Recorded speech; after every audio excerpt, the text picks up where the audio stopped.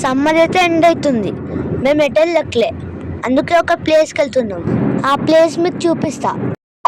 Hi friends, welcome to PS blogs. మేమైతే luggage pack చేసుకొని బయలుదేరుతున్నాము. ఇంతకీ మేము ఎటు వెళ్తున్నామో చెప్పలేదు కదా. మేమైతే అహోబిలంకి వెళ్తున్నాము.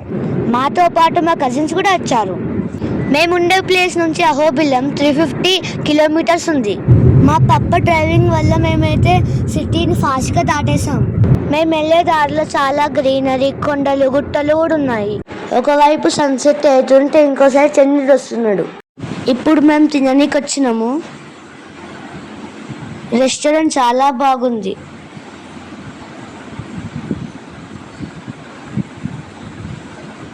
మేము ఉండే హోటల్ ఇలా ఉంది. ఇప్పుడైతే మేము మెన్యూలో ఫుడ్ ఆర్డర్ చేస్తున్నాం. ఫుడ్ వచ్చే వరకు లేట్ అయింది. ఫుడ్ అయితే వచ్చేసింది. ఇక తిన్న తర్వాత చూపిస్తా.